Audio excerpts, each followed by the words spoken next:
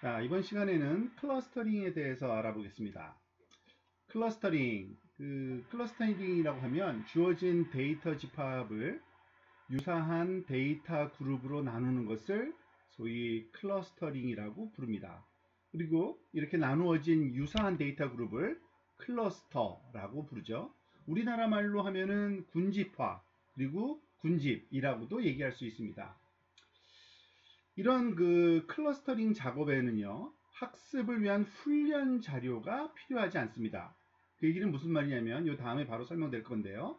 그러니까 어떠한 데이터가 어느 그룹에 속해 있다라는 정보가 필요하지 않다는 얘기입니다. 그래서 특별히 이러한 종류의 학습을 비지도 학습, unsupervised learning의 한 방법이라고 보통 얘기를 합니다. 자, 그걸 이해하기 위해서는 우리가 지도학습과 비지도학습이 무엇을 얘기하는지 또 이해를 해야겠죠?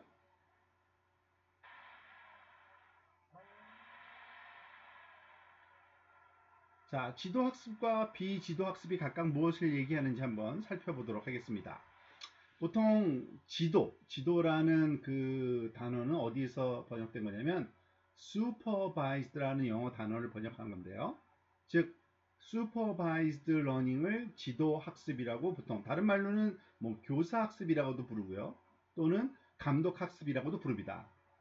이 지도학습의 특징은 관측된 자료가 특징 벡터 x만 있는 것이 아니라 이 x가 어느 클래스에 속했는지에 대한 정보, 우리가 보통 오메가라고 표현하죠. 그 오메가, x와 오메가가 함께 주어져 있는 이러한 훈련 자료 또는 관측된 자료를 가지고 우리가 학습을 할 경우를 소위 지도 또는 교사 감독 학습이라고 얘기를 합니다. 사실 우리가 지금까지 다루었던 확률론적인 그 분류 또는 그 분류기를 학습하는 것이 이 지도 학습에 해당되는데요. 만약에 그 확률의 모양이 가우시안 함수였다. 가우시안 함수의 형태다라고 우리가 생각을 하면 보통 이 평균값과 그리고 분산값 정보만 알면 되죠. 그래서 그것을 모수를 찾아낸다 그래서 모수적인 지도 학습이다 라고 얘기를 하는 거고요. 만약에 어떤 특정한 모수를 찾는 것이 아니라 그 확률 밀도 함수의 일반적인 형태를 찾는 소위 앞에서 살펴본 바로는 우리가 그 KD 방식이라는 게 있었죠. KD 방식이라든지 아니면 또는 KNNR 방식이라는 것이 있었는데 히스토그램도 마찬가지고요. 그죠? 이 세 가지 방법들이 다 비모수적인 방법이라고 했습니다. 왜냐하면 파라메타를 구하지 않기 때문에요. 하지만 모수적이든 비모수적이든 간에 그 데이터가 훈련 자료가 주어졌을 때 특징 벡터뿐만 아니라 그 특징 벡터가 속해 있는 클래스 정보까지 같이 주어진 경우를 우리는 보통 지도 학습이라고 얘기를 합니다.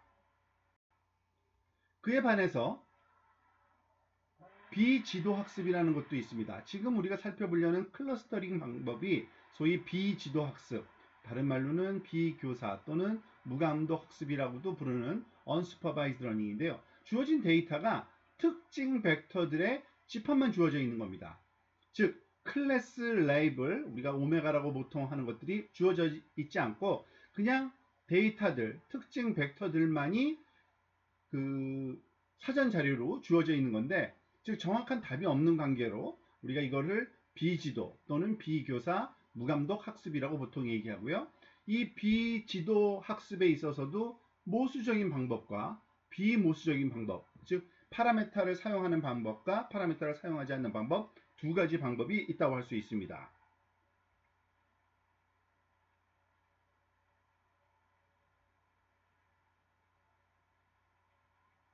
이와 같은 그 비교사 학습이 그 유용한 경우가 언제인가를 좀 살펴볼 필요가 있는데요.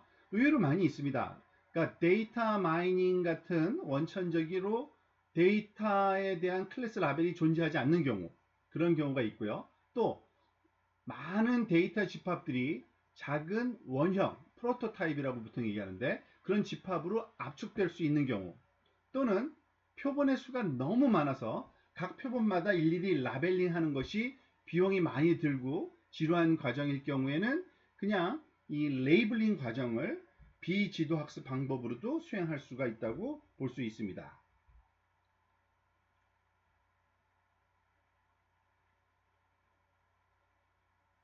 자, 그러면은 이 비지도 학습의 두 가지 접근법에 대해서 한번 살펴보도록 하겠습니다. 그 첫 번째 방법이 모수적인 방법이 있다 그랬죠. 파라메타를 사용하는, 즉 좀 더 구체적으로 얘기하면은 그 특징 이상 호납 모델 구축 방법이라는 걸 사용하는데요. 그 주로 가우시안을 또 사용합니다. 즉 가우시안을 사용하는 것이 아니라 여러 개의 가우시안이 합해져서 그 데이터가 만들어졌다는 가정하에 그 여러 개의 가우시안의 어떤 그 크기를, 우리가 각각의 크기를 추측한다고 할까요? 자, 이런 방법을 소위 가우시안 혼합 모델이라고 부릅니다. 영어로는 가우시안 믹스처 모델의 약자로 GMM 메소드라고 보통 부르는데요. 그 아래 보이고 있는 이 그림과 마찬가지로, 즉 수평축상에 붉은색 원과 초록색 원, 파란색 원들이 있는데 이것이 주어진 데이터입니다. 이와 같이 주어진 데이터들이 어떤 특정한 클래스에 속한 것이 정보가 전혀 없을 때, 데이터들로만 주어져 있을 때, 이 데이터들은 과연 어떠한 가우시안 함수들로부터 나온 자료들의 합의일까라고 생각하는 거죠. 즉 예를 들어서 이 붉은 부분은 이와 같이 붉은색 커브, 이러한 가우시안 함수의 그 특징을 갖는 그러한 클래스의 확률 밀도로부터 만들어졌을 거라고 가정을 할 수 있고요. 또 이 초록색 커브 그 자료들은 이와 같은 초록색 커브 형태로 주어지는 가우시안 밀도로부터 만들어졌을 거라고, 또는 이 파랑색은 이와 같이 파랑색 형태의 가우시안 확률 밀도로부터 만들어졌을 거라는 우리가 유추를 할 수 있고, 즉 이와 같은 가우시안 함수를 몇 개를 얼마나 크기로 합해 주어야지만 그 데이터가 주어진 데이터처럼 만들어질 수 있을까를 추출하는, 추정하는 그러한 방법을 소위 모수적 방법 또는 혼합 모델 구축 방법이라고 합니다. 즉 비지도 학습 중에 한 가지 방법이죠. 지금 이거는 1차원적인 그런 그 데이터의 경우이고요. 이 아래에 보면은 좀 2차원적인 경우도 우리가 생각을 할 수 있겠죠.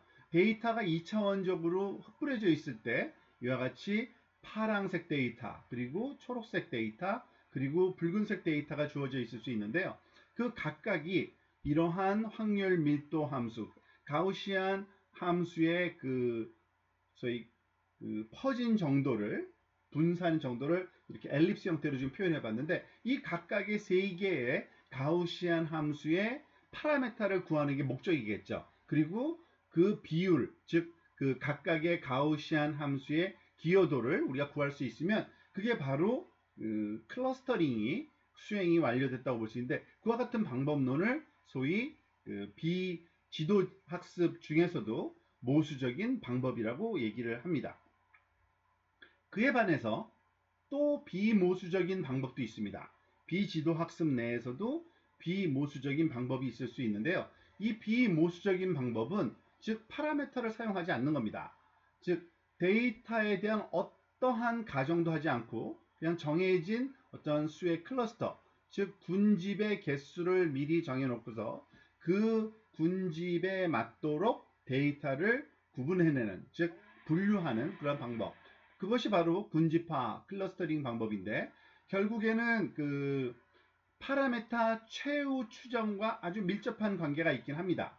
방법론적으로는. 그리고 대표적인 방법으로 K-means 알고리즘이라고 부르는 방법이 있는데, 즉 K라고 하는 이 그 기호는 그 클러스터의 개수를 지금 얘기를 한 거고요. 넘버 오브 군집의 개수. 그렇다는 얘기는 그 군집마다 어떤 평균값, 중심값을 갖고 있겠죠. 그래서 K의 중심값을 구하는 알고리즘이다 불러서 K-민지 알고리즘이라고 보통 얘기를 합니다. 지금 이 아래에 있는 그 2차원 데이터의 경우에 대해서 K-민지 알고리즘 결과를 하나 보여주고 있는데요. 지금 붉은색 데이터가 여기에 몰려 있고 푸른색 데이터는 이곳에, 초록색 데이터는 이곳에 몰려 있을 때, 즉 각각의 그 평균값이 그 중심값이 되는 거고, 그와 같은 중심값 주변으로 데이터들이 어떻게 분류할 수 있는지 세 개의 군집으로 나눌 수 있는 이 방법론을 소위 K-means 알고리즘이라고 합니다.